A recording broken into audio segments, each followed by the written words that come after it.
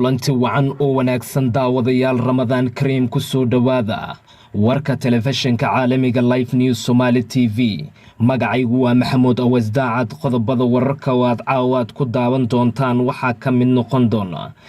kadib markii baraha bulshada ay ku xiriirto lagu baahiyay muuqaalo sheegaya rag isla dhacaya feer haraanti iyo waliba kursiyo isku hilgaadaya waxaana lagu sheegay goobta inay tahay gagad ay diyaaradaha ka ambabaxaan waa isla garoonka diyaaradaha ee magaalada Muqdisho shaqaalaha ay dood ay dhaxmartay maxay kala hayeen mise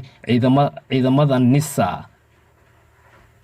ayaa ajaanib ahaayeen mise howlwadeenada garoonka diyaaradaha ayaa ajaanib ahaayeen waa isla Soomaaliye qodobada kale warka oo aad ku daawan doontaan waxa ka mid noqonaya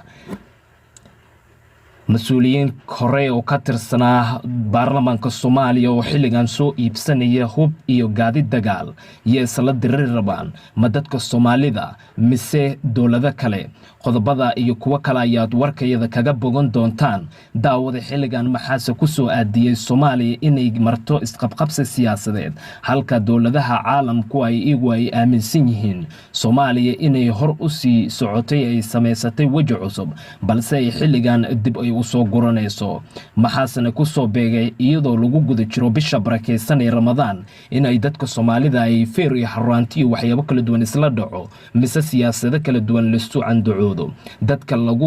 dadka lagu dhibaateynayo wadankaasi gudihiisii yeesa hayeen waa dad Soomaaliya